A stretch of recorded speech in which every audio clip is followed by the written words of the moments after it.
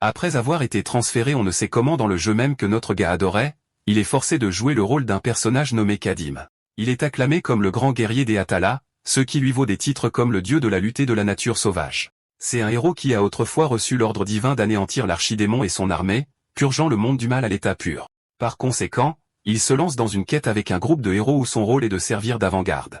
Le physique et la force de Kadim transcendent l'anatomie humaine normale, et les choses deviennent encore plus folles chaque fois qu'il s'enfile un litre de sang de démon. Cela lui confère des capacités extraordinaires, un trait appelé berserker de sang. Dans cet état, le dieu grec déjà bien musclé devient complètement fou, se transformant en une bête sauvage sans laisse. Cependant, ce pouvoir a un inconvénient inhérent. Ce pouvoir démoniaque absolu corrompt sa conscience au point que Kadim perd la capacité de discerner entre amis et ennemis. Heureusement, les effets de l'état de berserker s'estompent avec le temps, tout comme l'influence de l'énergie démoniaque corruptrice. De plus, les membres de son groupe l'aident à s'assurer que la corruption ne s'empare pas définitivement de son esprit. Grâce à leurs efforts combinés, ils anéantissent les premières lignes de l'archidémon, pour finalement réclamer la tête de l'archidémon lui-même. Maintenant qu'il a accompli le devoir divin qui lui incombait, il est enfin temps pour lui de partir et de laisser derrière lui les membres de son groupe qu'il chérissait le plus. Alors qu'il marche droit dans une lumière arcanique divine, il disparaît du monde, laissant ses camarades en deuil. Quant à notre gars, il marche dans ce vide immense depuis un bon moment déjà. Il ne sait pas combien de temps il lui faudra pour enfin retourner dans le monde auquel il appartenait autrefois. La première chose qu'il compte faire, c'est s'ouvrir une bière et piquer un bon somme. Les jeux de fantaisie médiévale? Plus jamais de ma vie, mon pote, je n'y retoucherai. Le seul désir qu'il a actuellement est de rentrer chez lui et de retrouver cette vie de joueur tranquille qu'il aimait tant. Bientôt, il remarque une lueur dans le vide, ce qui le fait éclater de rire. Il est ravi d'avoir enfin terminé le jeu et d'être rentré chez lui, du moins c'est ce qu'il croyait. Le jeu redémarre et l'envoie dans un endroit totalement étrange. Le pote voyage actuellement à travers la nature sauvage avec une caravane de prisonniers. Lui aussi joue le rôle d'un des captifs. Chaque prisonnier a une histoire différente à raconter. Par exemple, l'un d'eux mentionne qu'il n'a jamais vendu d'artefacts démoniaques. Il est faussement accusé et piégé pour ce crime. Même le soldat qui les garde peut voir que ce marchand semble innocent. Néanmoins, le garde ne peut pas élever la voix contre son supérieur, car c'est le paladin lui-même qui a accusé cet homme de ce crime odieux. Il joue donc son rôle et menace le prisonnier de conséquence s'il doute du paladin d'Elga. Le prisonnier sait que répliquer ne lui vaudrait qu'une mort prématurée, alors il reprend sa marche en silence. Il n'y a pas qu'un marchand innocent accusé et emprisonné pour un crime qu'il n'a jamais commis. Il y a aussi notre gars, qui domine tout le monde, un vrai barbare. Le gars n'a aucune idée de ce qui se passe. Il ne peut même pas se libérer de ses chaînes, car le pouvoir extraordinaire qu'il possédait autrefois a disparu de son corps. S'il se souvient bien, il a vu un message du jeu mentionnant quelque chose à propos d'une nouvelle partie qui recommençait depuis le début. Même s'il suppose qu'il rejoue à ce jeu, ce n'est pas comme ça que les jeux commencent habituellement, étant donné qu'il est censé être le personnage principal. Soudain, un vieil homme attire son attention, lui offrant d'étranges racines d'origine inconnue. Le vieil homme prétend que les mâchés l'aideraient à tromper son ennui. Bien sûr, Kadim ne comprend pas la motivation derrière le geste prétendument gentil de cet homme. Selon l'aîné, il se souvient d'un moment de sa vie où il s'était fait quelques amis barbares, et voir notre gars a soudainement déclenché une vague de nostalgie. La racine qu'il offre ne pourrait jamais compenser l'aide que les barbares lui ont apportée, mais il espère que cela compte un peu. Kadim attrape la racine et commence à la mâcher sans se douter de rien. Le vieil homme lui demande alors comment il est devenu captif, une question à laquelle Kadim ne sait pas répondre. En conséquence, le vieil homme développe un peu plus leur situation. Les paladins et les prêtres du territoire de l'Empire ne sont pas très amicaux envers les païens. La mention de l'Empire surprend notre gars, l'incitant à demander plus de détails. C'est également une grande surprise pour le vieil homme, de penser que ce grand gaillard ignore l'existence de l'Empire de Lucaonia. Mais d'aussi loin que Kadim se souvienne, Lucaonia était censé être un royaume situé au centre du continent. Le vieil homme est d'accord mais clarifie le malentendu, expliquant que le nom de royaume était utilisé dans le passé. En entendant cela, Kadim ne comprend plus rien. La théorie la plus proche qu'il puisse imaginer est qu'il est tombé dans un monde parallèle avec une construction du monde légèrement différente. Lorsque Kadim s'enquiert de leur destination, le vieil homme explique qu'il se dirige vers la capitale de l'Empire, la ville sainte de Lucaïon. Lorsque les prisonniers arriveront à Lucaïon, ils seront convoqués devant les juges d'Elga. Là, les prisonniers feront face à l'Inquisition. Kadim ne se plaint pas de sa situation. Au moins, il a une chance de se défendre au lieu d'être décapité sur le champ. C'est à ce moment que le vieil homme le ramène à la réalité. Quand il a dit Inquisition, il voulait dire que les prisonniers subiront des tortures atroces, et pour un païen comme notre gars, ce sera encore pire, car il servira de jouet parfait pour les tortionnaires. Il n'aura d'autre choix que de se faire planter des clous dans les gencives, puis de se faire verser du métal en fusion bouillant dans les narines. Ce sont les dernières paroles que le vieil homme prononce avant de se faire empaler par la lance du paladin, tuant le pauvre homme sur le coup. Cela sert à délivrer un message clair. Ceux qui remettent en question le jugement du paladin d'Elga ne peuvent se repentir de leur péché que par la mort. Le paladin se tourne ensuite vers notre gars, lui demandant s'il faisait lui aussi partie de ces murmures et rumeurs. Si le grand gaillard tient à sa vie, on lui dit de baisser la tête et de mendier la bienveillance. Mais le giga Tchad se contente de sourire en coin, ce qui agace le paladin. Son sourire est une moquerie, une offense qui commande l'exécution immédiate du criminel. Alors que le joli paladin dirige sa lance droit sur notre gars, le pote incarne l'âme d'un moine Shaolin et saisit la lance aiguisée avec sa technique de la paume qui fend le ciel. Le paladin peine à bouger sa lance, ce qui lui cause une immense détresse. Kadim relâche alors soudainement sa prise sur l'arme, faisant trébucher le paladin arrogant. Le salaud n'a même pas fini de l'ouvrir que mon gars lui fonce dessus à la John Cena, écrasant le paladin et son cheval avec un puissant saut de la 3e corde sous sa taille et son poids colossaux. Le cheval et le con qui le montent sont tous les deux au sol, comme une pinata défoncée. D'une manière ou d'une autre, le paladin a encore assez de force pour se remettre à genoux. Un barbare qui ose s'en prendre à un agent de Dieu verra la justice s'abattre sur lui. Même notre gars reconnaît la force que possède ce paladin, même si c'est un débutant. Le bellâtre en armure lève alors sa sainte lance vers le ciel et chante le nom du Seigneur Elga, maître de la lumière éternelle, voulant qu'il lui accorde la force nécessaire pour punir ce serviteur des démons. Une sainte lumière arcanique entoure le paladin, lui donnant un regain de puissance suffisant pour tenter une autre attaque. Alors que la lance n'est plus qu'à quelques centimètres de percer sa cible, Kadim réalise qu'il n'a pas assez de temps pour éviter le coup. Ainsi, la lance touche sa cible, projetant le grand gaillard en arrière et finissant par heurter le chariot derrière lui. Heureusement, le chariot a quelque peu aidé à amortir la force du coup. Avec cela, les chaînes qui retenaient notre gars se sont également désintégrées à cause de l'impact. Kadim a une vilaine coupure sur la poitrine, à la grande surprise du paladin. Il s'attendait à ce que ce barbare mange les pissenlits par la racine avec cette puissante attaque. Le fait que le grand gaillard ait survécu ne fait que prouver que son corps n'est pas musclé pour rien. Passons au point de vue de notre gars. Lui non plus ne s'attendait pas à être submergé par cette dernière attaque, même s'il a été affaibli et que ses capacités ont été réinitialisées. Seul son trait unique, le berserker de sang, demeure, qu'il ne peut utiliser qu'en buvant du sang de démon. Dans cette situation critique, même un démon de bas niveau suffirait à ses besoins. Comme par hasard, son nez capte l'odeur familière et agréable d'un démon qui empeste dans les décombres de la caravane. Pendant ce temps, le paladin s'approche pour proférer ses menaces, pensant que son adversaire est acculé et devrait se repentir des péchés qu'il a commis. Mais soudain, le paladin sent aussi l'odeur nauséabonde du démon puant, ce qui provoque instinctivement une réaction de dégoût. Mon gars, en revanche, commence à se relever des décombres avec une confiance renouvelée, se tordant de rire. Il fait savoir à ce salaud que le dieu que le paladin vénère, le dieu Elga, ne pourrait pas arrêter ce qui va suivre. Avec cette déclaration audacieuse, il défonce les décombres du chariot et arrache la tête du cadavre de démon. Le pote exhibe fièrement la tête puante et moche de ce monstre comme s'il avait trouvé son bien le plus précieux. La tête du cadavre levée bien haut, il commence à en extraire le sang et à le boire à grandes gorgées. Les spectateurs ne peuvent que regarder ce barbare faire ses trucs de barbare. Le paladin estime que ce barbare est trop immonde pour être considéré comme son adversaire. Il ne souillerait pas sa lance belle et brillante avec le sang d'un homme aussi immonde, alors il charge un de ses soldats de s'occuper de ce misérable. Le soldat crédule s'avance avec hésitation pour honorer l'ordre de son maître, tandis que le corps de mon gars a commencé à se régénérer avec une puissance démoniaque. Même si le soldat tremble d'appréhension devant ce grand gaillard, il finit tout de même par charger vers cette montagne de muscles imposantes. Kadim étend sa main et saisit le faible soldat par le visage, le soulevant dans les airs. C'est tout ce qu'il a fallu pour que le soldat supplie pour sa vie. Cependant, son insistance tombe dans l'oreille d'un sourd, et Kadim continue de resserrer sa prise, écrasant la tête de l'homme de plus en plus fort. Comme on pouvait s'y attendre, la tête explose avec un bruit horrible. Kadim affirme que le sang qu'il vient de dévorer appartenait bien à un démon de bas niveau, ce qui ne lui a conféré aucun effet spécial autre qu'un petit regain de force globale.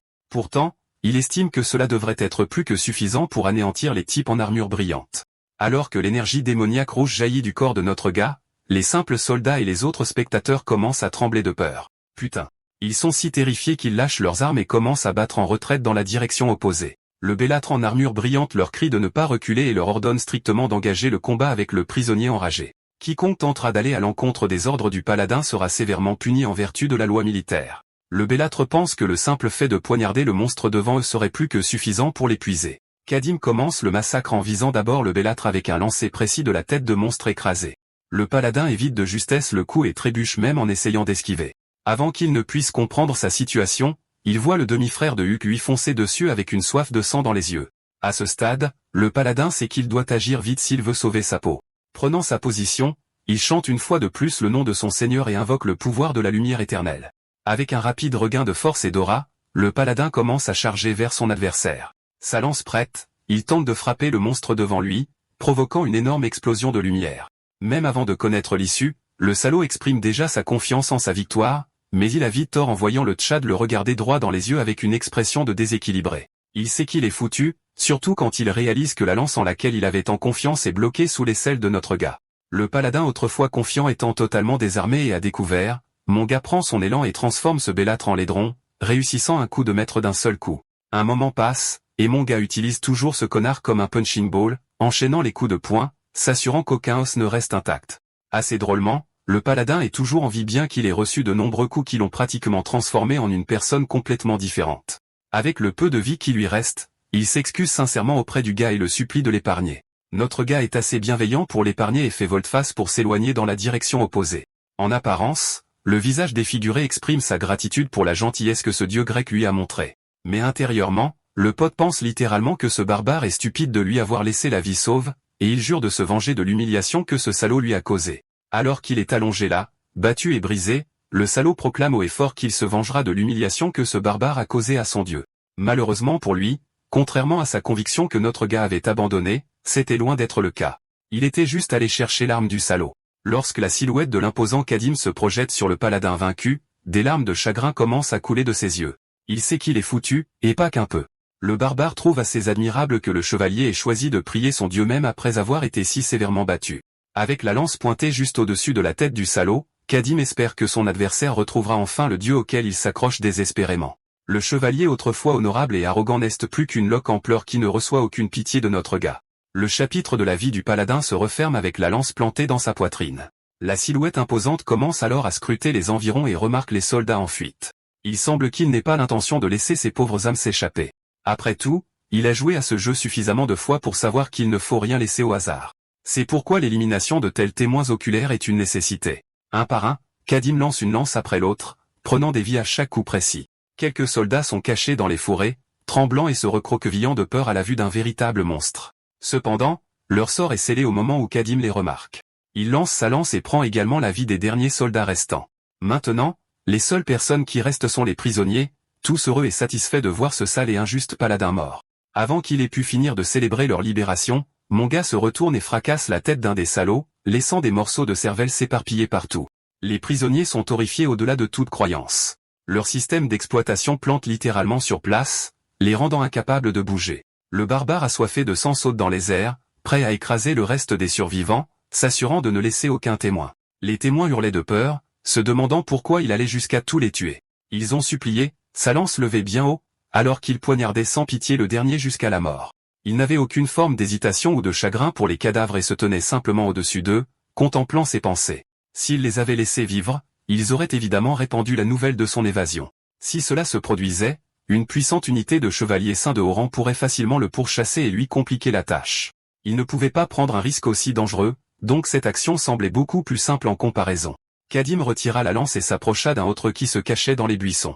Ce type pleurait à chaudes larmes, son corps tremblant alors que le berserker se tenait au-dessus du dernier captif. Tout ce qu'il avait à faire était de le tuer maintenant, alors il leva sa lance bien haut et juste au moment où il allait frapper. L'homme pleurait, impuissant, sur l'injustice de la situation. Kadim s'arrête alors que l'homme faible le supplie d'avoir pitié, expliquant qu'il n'a rien fait de mal et qu'on devrait lui donner une autre chance de vivre. Amusé, Kadim demande pourquoi il mérite tant de vivre. Comme tout homme bon le ferait, le gars lui dit que sa femme et son enfant bien-aimé attendaient son retour, et qu'il n'a été capturé que parce qu'il a été piégé par quelqu'un d'autre. Honnêtement, même Kadim peut comprendre que ce type est vraiment innocent, juste malheureusement pris dans ce pétrin. Cependant, il ne croit pas que ce soit une raison suffisante pour épargner quelqu'un. Comme dernière carte, l'homme lance le mot guide, expliquant qu'un guerrier comme lui doit sûrement avoir besoin d'un guide pour son voyage. Kadim semble intéressé et baisse son arme alors que l'homme révèle en outre qu'il est un marchand ambulant appartenant à l'Alliance des Cités Libres. Grâce à ses relations, il connaît l'endroit mieux que quiconque. Et à cause de cela, Kadim est intéressé à lui poser quelques questions de suivi. D'abord, il parle du fait que Lucania est devenu un véritable empire, d'après leur discussion précédente. Mais d'après les souvenirs de Kadim, ce n'était pas un empire mais un royaume. Il est donc curieux de connaître la vérité sur la situation. Face à une question aussi étrange, l'homme commence à se demander si ce barbare appartient aux terres désolées au-delà de la chaîne de montagnes. Certains barbares ont choisi de s'installer sur le continent, mais si celui-ci venait d'au-delà, alors il est facile d'expliquer sa confusion. Notre gars est assez agacé par son silence et exige une réponse alors que l'homme commence à parler de la formation de l'Empire lucanien, qui a eu lieu il y a près de 250 ans. Juste avant cela, ce n'était rien de plus qu'un royaume. Réalisant qu'il y a 2 calendriers en jeu, Kadim demande la date de l'année selon l'ancien calendrier et apprend que c'est en fait l'année 1130. Cette révélation l'abasourdit véritablement, car le même calendrier qu'il utilisait couramment lors de sa première partie est maintenant une relique du passé. Curieux, il s'enquiert de l'état actuel du continent et de ce qu'il est advenu de la religion Elga ainsi que du royaume démoniaque. Le marchand partage que l'empereur lucanien a fini par unir le continent il y a 3 siècles, mais que ce même continent est en fait divisé en 3 bastions. La foi Elga a fini par étendre son contrôle, tandis que le royaume des démons est dans un état mystérieux, car personne ne revient vivant après s'y être aventuré ne serait-ce qu'une fois. C'est un autre choc pour notre gars, qui ne s'attendait pas à ce que les choses tournent de cette façon. Il se souvient de ses anciens amis, Gall, Mélissa, Gordon, et même Cyril, suppliant de savoir si l'un d'eux est encore en vie. Au début, le marchand ne semble connaître aucun d'eux, mais se souvient d'avoir entendu le nom de Mélissa quelque part. Il essaie de se rafraîchir la mémoire du mieux qu'il peut, mais cela ne fait qu'ajouter au chaos qui règne actuellement dans l'esprit de notre gars. Kadim n'arrive pas à croire que les mêmes héros qui ont renversé le plus puissant démon de leur époque aient été simplement oubliés par le monde entier, ce qui le rend sceptique quant à la connexion entre les 2 parties. Ensuite, il demande pourquoi les démons sèment encore le chaos dans l'état actuel du continent, mais c'est une question à laquelle personne ne connaît vraiment la réponse. Beaucoup spéculent que c'est une punition du dieu d'Elga, qui était enragé par l'état du monde, tandis que d'autres ont émis l'hypothèse qu'un archimage psychotique a ouvert un portail vers un autre royaume, ce qui signifiait qu'un nouveau mal encore plus terrifiant était sur le point de se propager. La vérité, c'est que personne ne le sait vraiment avec certitude, à l'exception des dieux. Kadim ne peut pas vraiment faire grand-chose de cette réponse, mais en fin de compte, il en a assez entendu de la part du marchand. Il prend sa lance et se tourne dans l'autre direction, face aux prairies vides. Rassemblant ses esprits, le barbare comprend qu'il vit un saut dans le temps de 300 ans dans le futur juste après la fin de sa première partie, ça l'agace d'avoir été traîné de force dans cette dimension de jeu puis expulsé d'un autre monde pour vivre un autre saut temporel. Toutes les connaissances qu'il a accumulées sont inutiles car elles sont obsolètes, et les amis qu'il a eu tant de mal à rassembler n'appartiennent plus à cette époque. En regardant les cadavres qu'il a massacrés de ses propres mains, Kadim se demande combien de temps il devra continuer ce bain de sang insensé, se demandant s'il y a même une raison de continuer à vivre. Après tout, même s'il termine toute la partie une deuxième fois, rien ne garantit qu'il atteindra la fin. Et si le même jeu finit par le troller avec une autre réinitialisation, il pourrait facilement y avoir un cycle sans fin de nouvelles parties à venir. Accablé par de si lourdes pensées, Kadim brise sa lance, à la grande surprise du marchand. Pointant l'arme vers son cou, il se prépare à faire le choix le plus simple imaginable et à sauter la vie, mais le marchand se précipite pour l'arrêter, s'interrogeant sur son action soudaine. Le barbare ne veut vraiment pas revivre la même terreur et comprend qu'il va encore connaître une fin merdique, alors il vaut mieux qu'il mette fin à ses jours maintenant. Il resserre sa prise, espérant qu'après sa mort, il pourra enfin connaître le repos au lieu de voir un autre stupide écran de Game Over. La lance de Kadim touche son cou. Il sera parti d'une seconde à l'autre, mais un dernier souvenir persiste dans son esprit. Il se souvient du rêve de Mélissa, qui voulait autrefois construire une tour de mage, et ce petit détail change tout. Éclairé, Kadim demande si le marchand connaît vraiment le nom de Mélissa de quelque part. Le vieux marchand confirme que ce nom est lié à la première maîtresse d'une tour de mage ou quelque chose comme ça. Immédiatement, Kadim exige de connaître l'emplacement de la tour et apprend qu'elle est située dans la cité de Vistana, le long de la crête orientale. Actuellement, il se trouve dans la région centrale, donc le voyage à partir d'ici pourrait leur prendre au moins 2 mois. Immobilisé, Kadim sourit à son destin ironique. C'est comme si ce petit souvenir de son désir le maintenait en vie, car il a maintenant une raison de la chercher au lieu de sauter la vie. Ranimé par une lueur d'espoir, Kadim demande le chemin vers la tour des mages, la route la plus rapide possible. Le marchand exprime ses plaintes, car il a sa propre famille à retrouver. Malheureusement, il ne peut pas passer trop de temps à lui servir de guide. Pour lui offrir une récompense appropriée, le barbare déclare qu'il lui donnera la chose la plus précieuse au monde.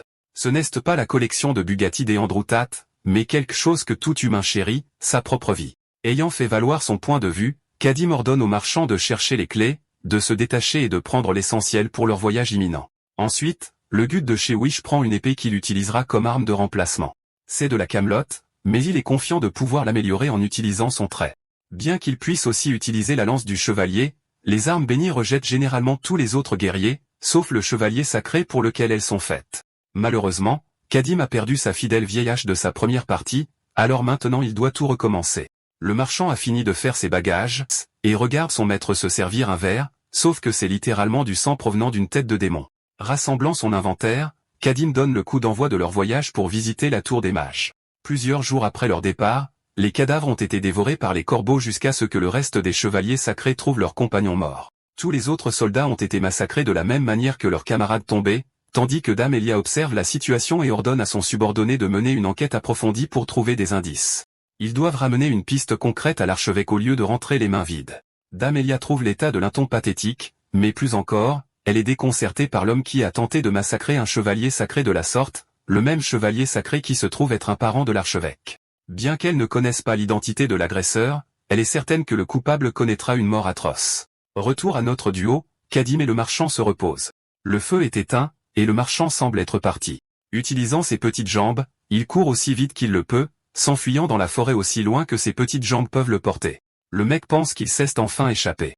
Il ne se soucie même pas de son état d'épuisement, voulant seulement s'éloigner de ce monstre. Au début, ça ne le dérangeait pas d'avoir un compagnon de voyage pour échapper à l'emprise de l'Empire, sauf que le seul problème est survenu quand il a découvert quel genre de psychopathe était notre gars. Ce type mangeait littéralement des cadavres de démons et massacrait des dizaines de personnes en même temps, ce qui faisait de lui un barbare terrifiant plutôt qu'un compagnon. D'après ce qu'il avait vu ces derniers jours, le marchand a vite compris que ce type n'était absolument pas normal du tout. Il a essayé de poser toutes sortes de questions, mais ce type n'a jamais dit un mot. Tout ce qui l'intéresse, c'est de poser ses propres questions. Le marchand a essayé de s'enquérir de ses intentions, mais c'est inutile, cet homme se contentant de se moquer de lui sans dire un mot. À ses yeux, Kadim est plus un monstre qu'un humain, et c'est comme si le marchand marchait sur des œufs autour d'un lion qui pourrait le dévorer à tout moment. Malheureusement, il est coincé dans une situation merdique où il doit tout endurer. Mais les choses sont devenues problématiques car cette brute taciturne allait trop vite, et le petit marchand n'arrivait même pas à suivre son rythme.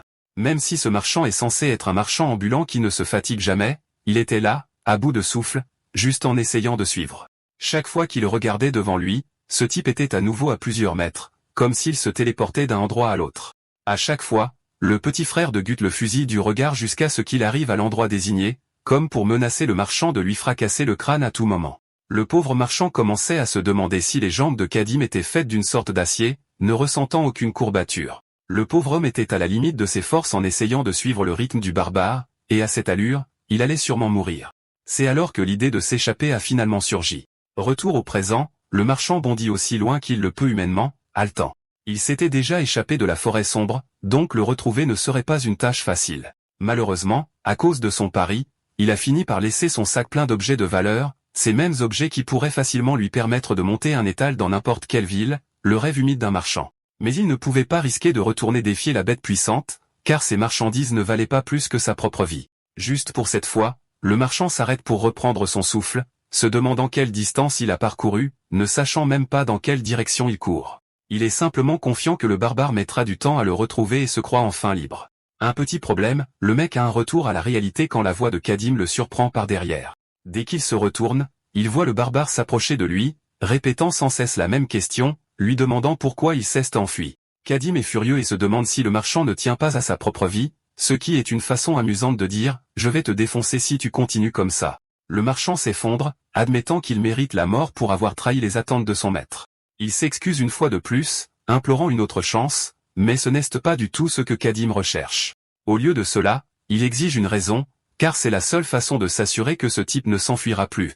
Il lui laisse donc l'occasion de s'expliquer, ce qui amène le marchand à révéler simplement que le rythme de Kadim est inhumain à suivre. Il va mourir à coup sûr s'il essaie de suivre la vitesse du barbare, et même maintenant, il sent qu'il va mourir à cause de ses actions. Kadim s'arrête pour le regarder avant de l'exhorter à rentrer, au grand choc du marchand. De plus, il accepte même de marcher plus lentement à partir de maintenant, exhibant son dos de démon à la Yujiro en main en repartant. Le marchand est trop stupéfait pour parler, et la scène revient à l'emplacement du feu de camp. Kadim regarde ce type se tortiller dans son sommeil après avoir fait un cauchemar. Maintenant qu'il est réveillé, notre gars se souvient que son rythme actuel est dû à l'expérience qu'il a vécue lors de sa première partie. Il devait agir vite dans le royaume des démons. La nourriture se faisait rare, les menaces étaient partout, et personne ne pouvait se reposer tranquillement. Les prouesses démoniaques de Kadim ont fait progresser son évolution affolante à mesure qu'il consommait du sang de démon. Ses camarades insistaient pour qu'il maintienne un rythme rapide. Cependant, le royaume des démons n'est pas le même que l'environnement paisible actuel. Il y a beaucoup de ressources, et bien qu'il y ait un risque de folie, il se sent actuellement à l'aise. Une autre raison de ralentir est l'aide du guide de voyage qui l'aide à se tenir au courant de l'état du monde. Le lendemain matin, le marchand a recommandé de faire un détour et de passer par une zone moins gardée. À sa grande surprise, Kadim a accepté la suggestion, ce qui l'a rendu heureux. Il est vrai que notre gars avait mémorisé la carte du continent, mais cette carte est maintenant obsolète. Et ce n'est que grâce à un bon guide qu'il atteindra sa destination. Le marchand explique comment les chevaliers sacrés se concentrent sur la capture des hérétiques dès qu'ils posent les yeux sur eux. Il en va de même pour les démons. Kadim est un barbare, il devait donc être très prudent jusqu'à ce qu'il atteigne l'alliance des cités libres. D'ailleurs, les chevaliers sacrés sont la raison pour laquelle les démons sont rarement vus sur le continent, car ces guerriers anéantissent les démons dès qu'ils sont repérés. Malheureusement, le sang qu'il transporte actuellement va bientôt se périmer, et il doit stocker du sang frais pour sa prochaine bataille. La nuit venue, il traverse la forêt jusqu'à trouver un village. Le marchand pense d'après son observation qu'il s'agit d'une colonie de pionniers, et estime qu'il vaut mieux y passer la nuit. Mais Kadim souligne une observation intéressante. Pas une seule lumière n'est allumée. C'est censé être l'heure du dîner, donc un village de cette taille devrait avoir un certain niveau d'agitation. Les portes sont également ouvertes sans protection, ce qui amène le marchand à se demander s'il s'agit d'une colonie abandonnée. Notre gars pense qu'il devrait enquêter personnellement, mais le marchand soutient que c'est une idée imprudente, car des monstres auraient pu apparaître et faire fuir tout le monde. Mais ce marchand a oublié que cet homme est le plus violent, le plus diabolique, le plus dangereux, un tueur de bêtes, un conquérant de conquérants, le meilleur des meilleurs en mode divin. Roman règne, oh, attendez, merde, mauvais gars. Quoi qu'il en soit, Kadim empoigne son épée, la dégainant avec un sourire joyeux, accueillant avec bonheur tous les démons. À l'intérieur, le marchand est perplexe et demande ce qui est arrivé à l'endroit, car il ne ressemble guère à un village abandonné. Kadim avance calmement, sentant une présence avant de s'arrêter finalement, à la grande surprise du marchand. Tous deux regardent une porte ouverte, la seule du lot. Une créature surgit de l'intérieur et court vers eux. C'est un gobelin laid avec une lame. Mais avant que la créature ne puisse même attaquer, Kadim se déplace à la vitesse de l'éclair et tranche son corps en deux. Le cadavre tombe aux pieds du marchand, mais le combat n'est pas terminé, car d'autres gobelins nains, gros et aux coiffures affreuses surgissent. La partie intéressante à propos des gobelins dans le jeu est qu'ils sont en fait évasifs plutôt que rageurs. Le fait que de telles créatures soient soudainement devenues si en colère signifie qu'une autre présence les contrôle. C'est une bonne chose pour Kadim, qui pense qu'ils sont venus au bon endroit. Un gobelin avec la coiffure de Heihachi Mishima de Tekken essaie d'attaquer, mais se fait trancher net d'un seul coup.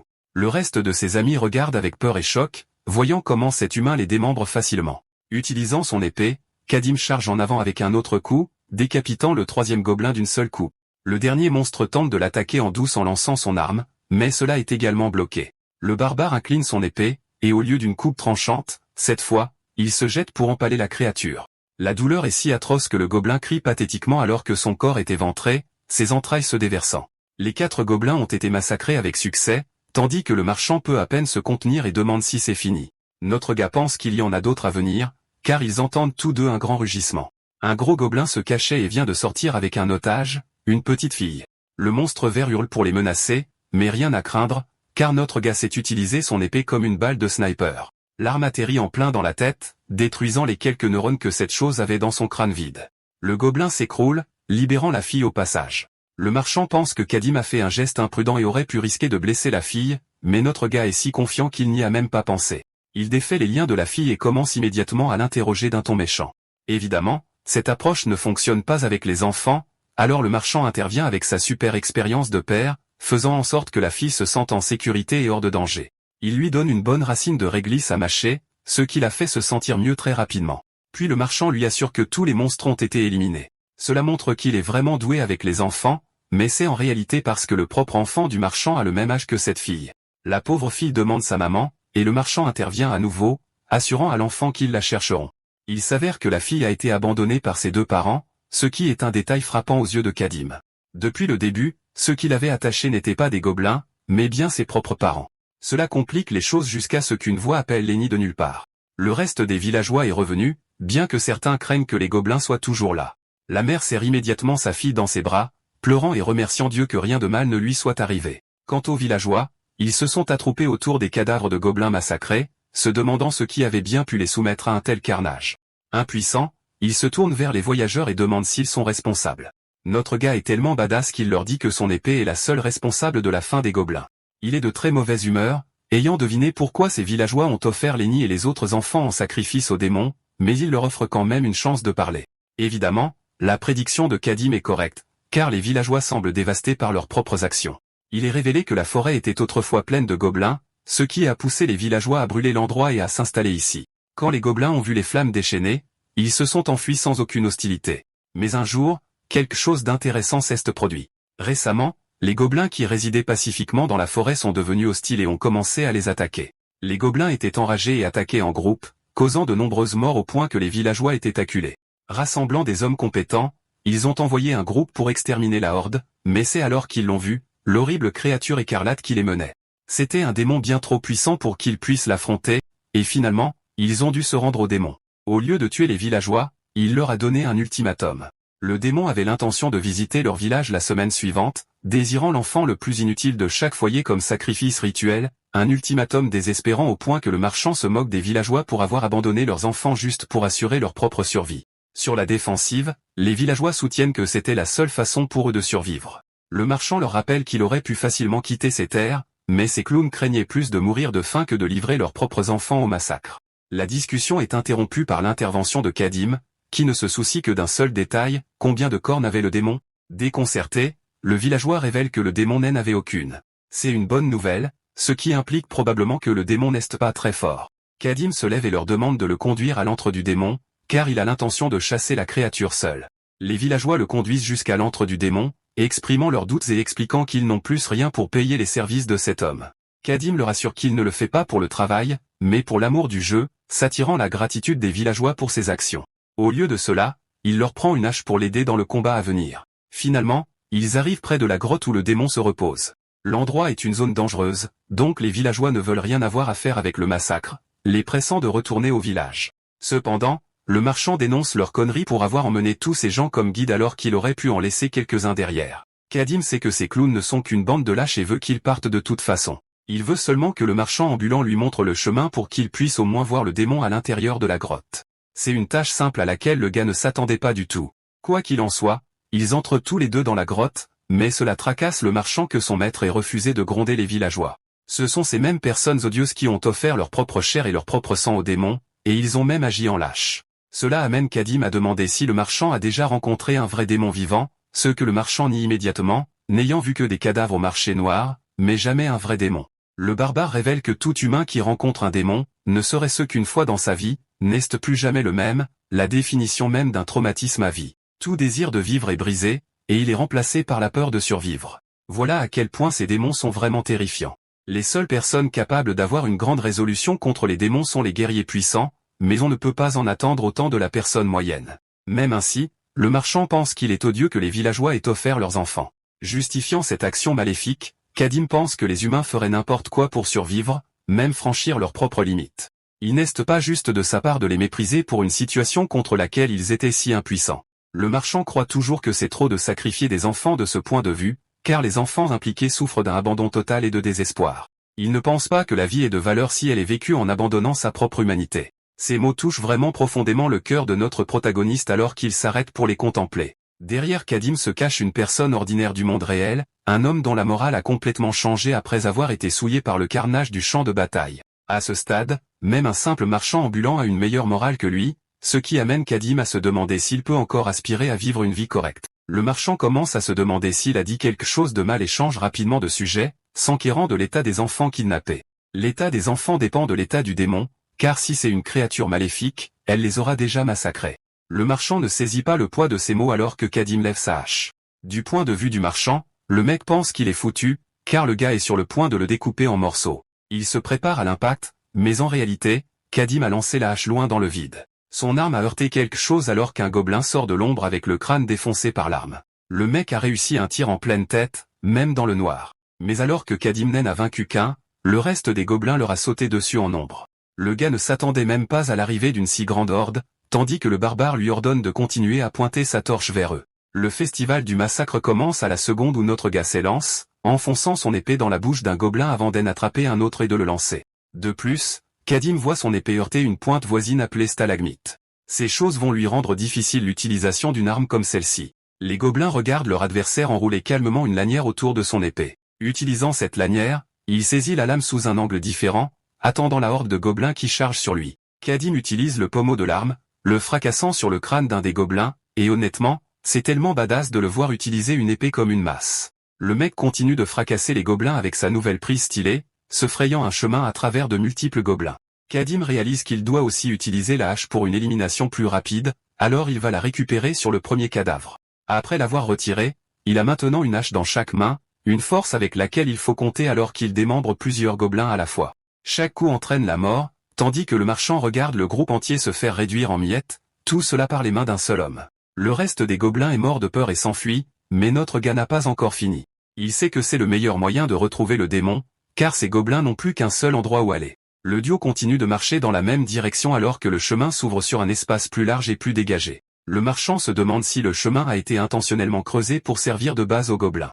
Sentant l'odeur d'un démon, Kadim avertit son compagnon de rester prudent à l'approche de leur cible, lui rappelant de ne pas s'enfuir.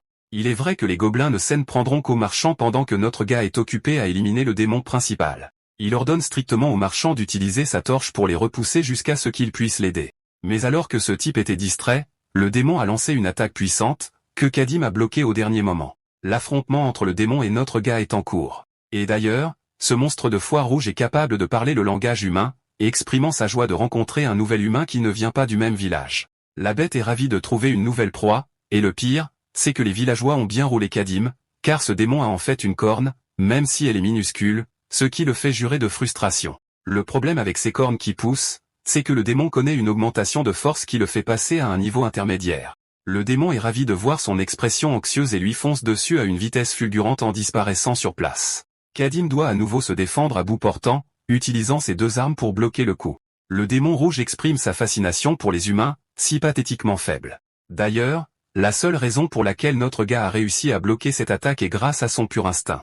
Et comme il l'avait supposé, sa force est bien supérieure à celle d'un démon inférieur. L'affrontement se poursuit alors que ce démon de cauchemar se moque de l'humain pour avoir massacré beaucoup trop de ses précieux gobelins, ce qui lui donne vraiment envie de haïr les humains pour une fois. Pendant que cette chose jacasse, notre gars élabore une stratégie dans sa tête.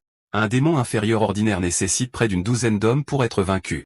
Mais pour un démon intermédiaire, même une unité de soldats d'élite peut ne pas suffire. Lui offrant une simple chance de survie, le démon suggère à Kadim d'arrêter d'utiliser son autre bras. La bête maniaque veut qu'il se coupe le bras avec sa hache, puis qu'il commence à en dévorer la chair et même les os. S'il peut le faire sans laisser un seul lambeau de chair, Kadim sera épargné. Mais c'est une demande si nauséabonde et ridicule. Même Kadim sait qu'il n'est pas en état de combattre un démon de ce niveau dans sa condition actuelle, bien qu'il veuille profiter de ses cornes minuscules. Le démon le réprimande pour avoir refusé de se couper le bras, refusant d'obéir à ses ordres. Énervé, Kadim empoigne son épée, traitant le démon de sale merde qui n'arrête pas de jacasser. Il prend le sac de sang de démon qu'il avait gardé et l'ouvre d'un coup, attirant instantanément l'attention du démon. La bête naine revient pas qu'un simple humain soit en train de boire du sang démoniaque sous ses yeux. Après en avoir avalé une bonne gorgée, Kadim jette la gourde au loin. Son corps subit une déferlante d'énergie sombre, et son attitude calme se transforme en un cri de guerre rugissant. C'est un état si effrayant que même le démon a peur de lui. Le corps de Kadim subit une évolution soudaine mais temporaire. Et comme ce n'est pas du sang frais qu'il a utilisé, il va devoir terminer le combat très vite. Le démon sent des frissons parcourir son échine, son expression hurlant sa propre terreur. La créature tente de rassembler sa détermination pour tuer l'humain et se jette sur lui à la même vitesse. Le truc avec les démons, c'est qu'ils ont une intuition incroyable et détalent immédiatement s'ils sentent un danger. Il semble que ce démon soit encore confiant en ses cornes qui poussent, alors il continue de se battre. Quoi qu'il en soit, les mouvements sont clairs alors que Kadim anticipe le coup de griffe et réagit instinctivement, repoussant l'attaque de la créature d'un coup violent de sa hache, laissant le monstre chancelant sous l'impact. Le problème, c'est que sa hache est un peu trop ordinaire et s'est ébréchée après un seul coup. Ces deux armes sont de piètre qualité, il doit donc terminer ce combat très vite, sinon ses armes se briseront, le laissant avec l'option d'utiliser ses mains. Le démon rugit sur l'humain. Kadim s'avance, une épée à la main, déchaînant son offensive. Son épée s'abat à pleine vitesse. Le démon a à peine le temps de la bloquer avec ses deux griffes. La pression pure de l'impact l'écrase sur le sol même où il se tient. C'est le genre de force monstrueuse que Kadim peut manifester avec juste une version de merde du sang de démon. De son autre main, Kadim prépare sa hache pour achever la créature. Cependant, le démon réagit rapidement et échappe à la situation en détalant. Même après l'avoir esquivé, il ne peut s'empêcher de remarquer la force colossale produite par un seul humain. Ripostant aveuglément, il utilise à nouveau ses griffes acérées, mais notre gars est dans un état d'instinct surhumain et esquive froidement avant de plaquer le démon de l'épaule avec son physique impressionnant. Le coup d'épaule, de manière hilarante, fait plus de dégâts que la hache, faisant vaciller la créature sur place.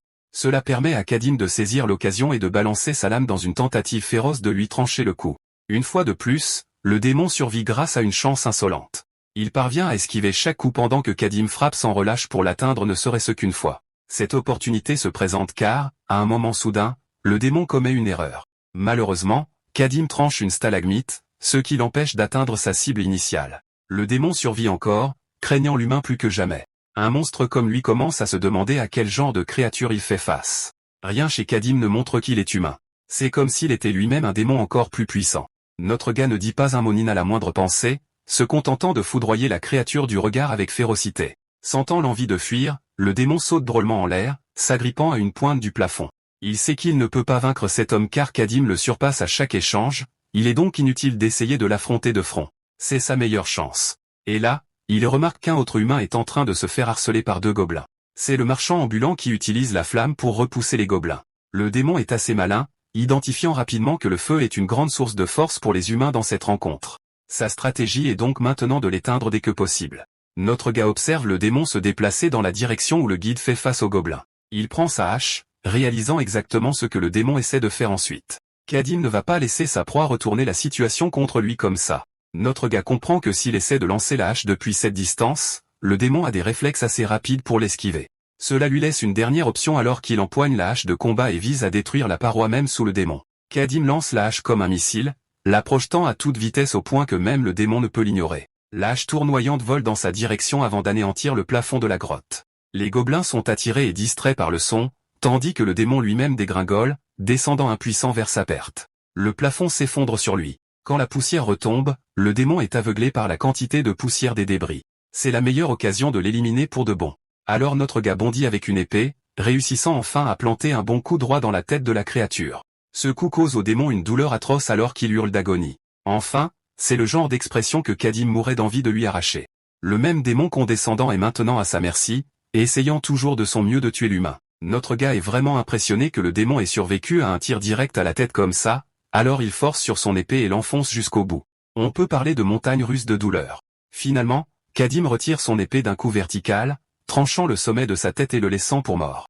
La tête de la créature jaillit de sang dans ses derniers instants, et elle finit par heurter le sol, morte sur le coup. Comme par hasard, l'état de berserker du barbare s'estompe également, lui laissant des cicatrices de cette expérience. La bonne chose est que le combat s'est terminé juste à temps, sinon les choses auraient vraiment mal tourné. À ce moment, il entend que les gobelins sont retournés à leur état docile, ne montrant aucun signe de colère ou de violence. Parce que le démon est mort, son influence sur eux s'est estompée.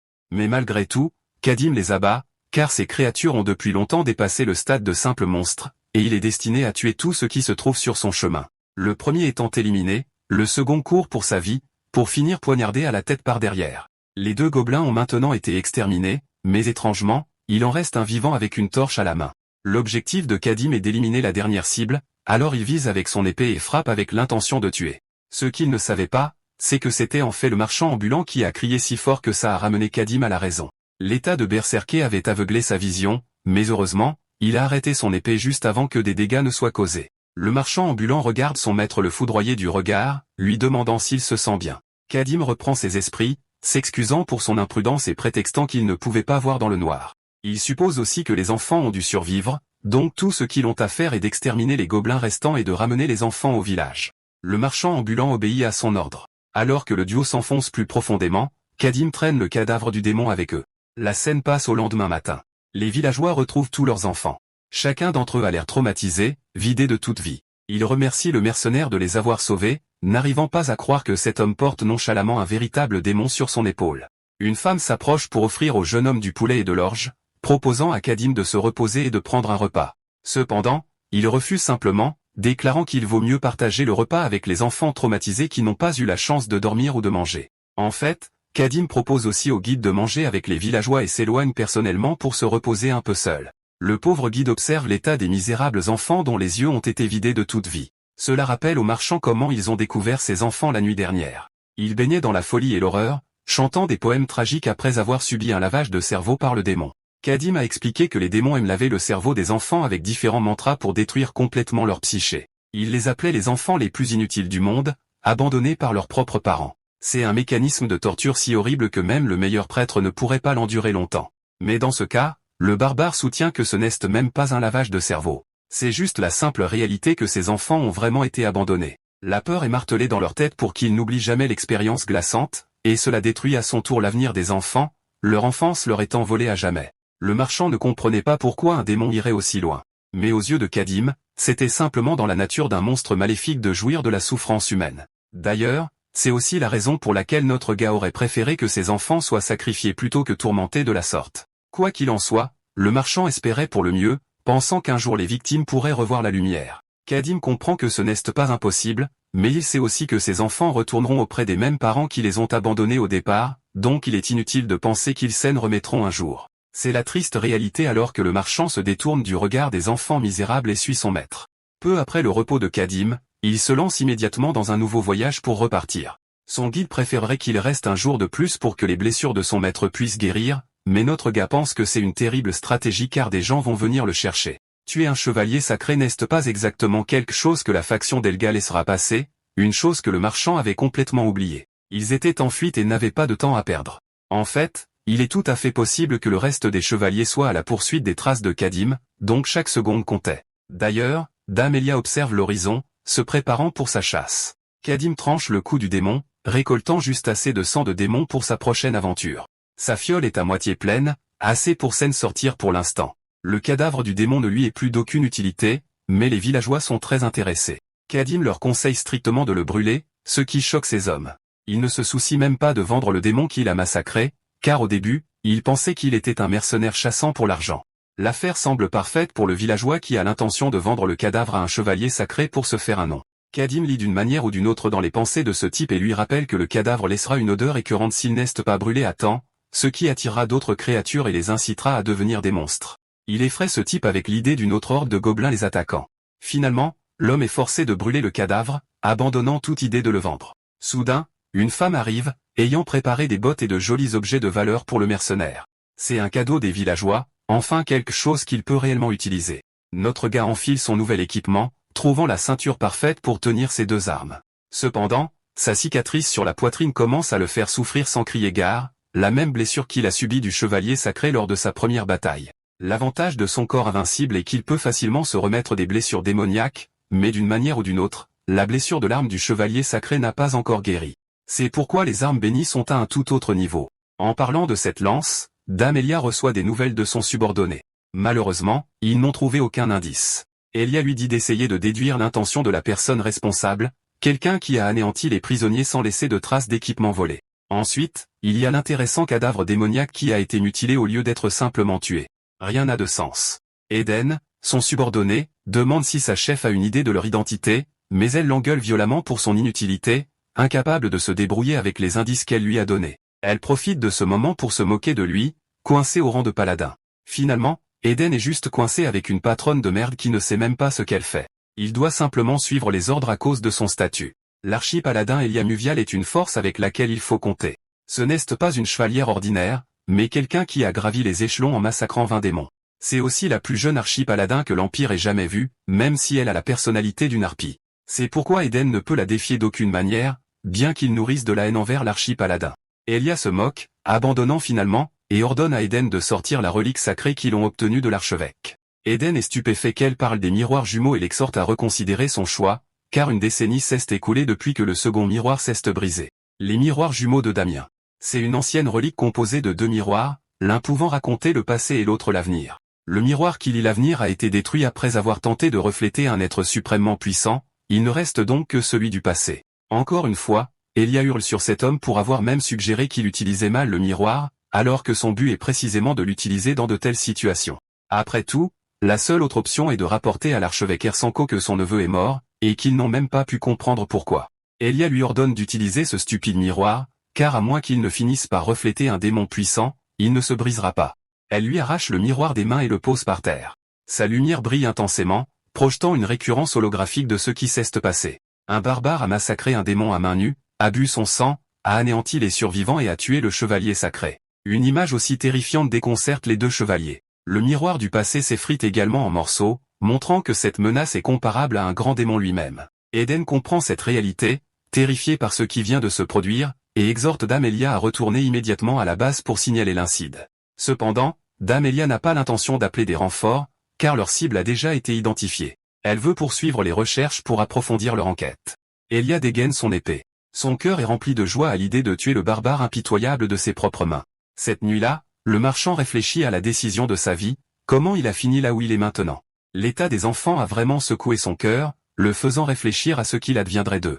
Repoussant ses pensées, il raffermit sa résolution, croyant qu'il doit voir la vie avec optimisme s'il veut retrouver sa famille en un seul morceau. En ce moment, le barbare avec qui il est coincé est en train de dormir. Il revient et demande si l'homme dort déjà. Soudain, il remarque que Kadim transpire abondamment, ses muscles tremblant dans son sommeil. Quelque chose ne va pas. Le même homme capable de déchiqueter des démons ressent de la douleur. La blessure à sa poitrine le fait également souffrir, lui infligeant une grande agonie. Ce n'est que maintenant que ce GUT 2.0 réalise que la lance bénie était imprégnée d'un effet fatal pour les démons. Normalement, cela n'affecterait pas un humain, mais comme il a spécifiquement bu du sang démoniaque en tant que berserker pour ses capacités, il en subit maintenant les conséquences. Le marchand pense que c'est à cause du manque de repos, ne sachant pas que la cause est autre, car Kadim explique que ça ne se réglera pas comme ça. Au lieu de ça, il demande vaguement à quoi ressemblait la lune hier. Le marchand se creuse la mémoire et se souvient qu'elle tendait vers une forme de croissant. Cela apporte un certain soulagement à notre gars, et il semble qu'il attende le bon moment pour se soigner. Tous deux sont soudainement attirés par un son particulier. Ils se tournent pour regarder la forêt sombre, qui brille maintenant de dizaines d'yeux jaunes. Cette fois, ce sont les loups à l'âme, et ce ne sont pas une menace facile, surtout pas dans l'état où se trouve notre gars. Pourtant, cet homme se fiche complètement de sa douleur et protège le marchand. Kadim en veut à ce monde de toujours lui mettre des bâtons dans les roues sans lui laisser de répit et se prépare à découper ses chiots. Kadim allait alors que les loups à l'âme se jettent en avant pour l'abattre. Sa hache s'abat, atterrissant juste à côté du cou de la créature. Le premier loup est taillé en pièces en un instant. Et bien que cela puisse sembler un bon début, ce n'est en fait pas le cas. Kadim visait la tête de la bête, et il a raté son coup à cause de sa vision floue. Il est sévèrement handicapé, et ses loups ne reculent pas non plus. Il se jette sur lui alors qu'il s'accroche à son épée pour le combat rapproché. Après en avoir abattu un, il est submergé par les autres. Kadim en abat un autre, mais un loup finit quand même par lui mordre le bras, lui infligeant une certaine douleur. Deux autres l'attaquent de chaque côté, forçant Kadim à réagir avec son autre bras en donnant un revers à l'un des loups. Une fois de plus, il se retrouve exposé, et les loups lui rongent les jambes. La situation est vraiment critique, bien qu'il massacre instantanément le loup qui le mord. Kadim halète, les loups à l'âme n'ont pas tout à fait fini, refusant de reculer alors qu'ils grognent sur lui. Toute leur stratégie consiste à chasser en meute. Et juste après avoir vu l'un des leurs se faire abattre, les loups changent de stratégie pour le cibler d'une manière différente. Un autre problème est que, eh bien, il y en a un putain de paquet. Il pourrait facilement les anéantir en parfaite condition, mais pas comme ça. Comme si cela ne suffisait pas, son compagnon de voyage, un véritable poids mort, est également harcelé par les loups, agitant sa torche sans défense pour les effrayer. Acculé, Kadim ouvre le couvercle, sachant que son sang démoniaque est le seul moyen pour lui de survivre, même si cela signifie s'empoisonner davantage. Les loups à l'âme sont attirés par l'odeur vulgaire du sang alors qu'ils regardent un humain le boire d'une traite. La bouteille est vide, et cet homme est redevenu la même machine à tuer responsable de la mort du démon cornu. Son aura est maintenant assez menaçante pour effrayer les loups, mais peu importe, car Kadim prend son épée et vise les trois loups qui entourent actuellement le marchand. Il les a massacrés à une vitesse divine, et éblouissant le marchand. Ensuite, il prend sa hache, l'aidant davantage dans son massacre en abattant tout un groupe d'un seul coup. D'ailleurs, son mode berserker change en fonction du sang du démon qu'il consomme. Et parce qu'il a bu le sang du démon gobelin pour cette évolution, il peut maintenant imiter le même genre de prouesse de vitesse fulgurante que le démon. Kadim détruit les loups, se remémorant son combat exaspérément difficile contre l'agilité du démon cornu. Mais ce même effet l'aide dans cette bataille, effrayant les loups et les forçant à fuir. Le marchand pense que c'est ce qu'il paraît, mais notre gars sait que ce n'est pas la vraie raison. Un loup à l'âme plus puissant s'avance, défiant l'humain démoniaque.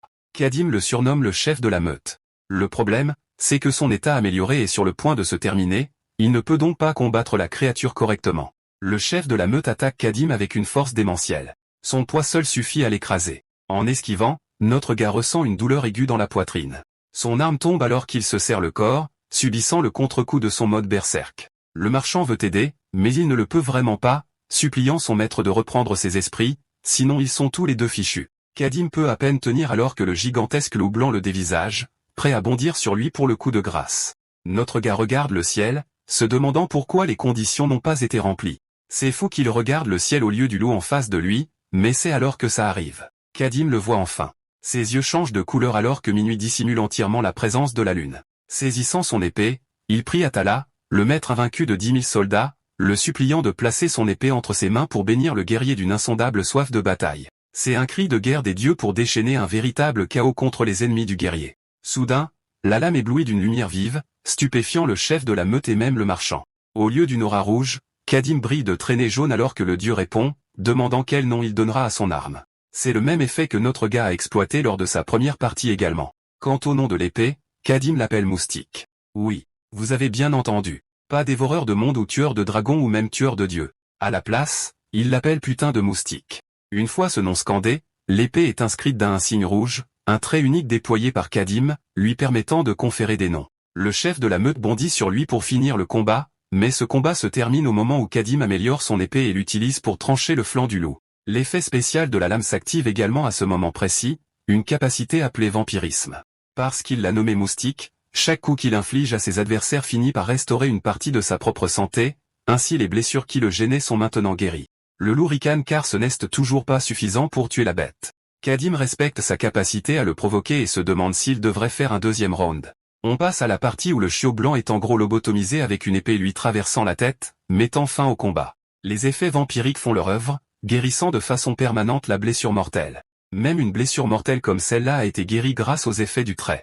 Ainsi, la même situation qui était devenue une catastrophe s'est transformée en un avantage pour notre gars. En examinant l'insigne, Kadim se dit que cela signifie probablement Moustique en langue ancienne. La capacité qu'il a obtenue est excellente pour la régénération, mais la qualité de l'arme est vraiment à chier. Donc pour vraiment bien récupérer, le gars va devoir la spammer un maximum. Et même si ça arrive, un ennemi puissant pourrait le neutraliser s'il n'a pas de sang. Kadim arrête son discours pessimiste et pense que son avantage actuel est suffisant pour le moment.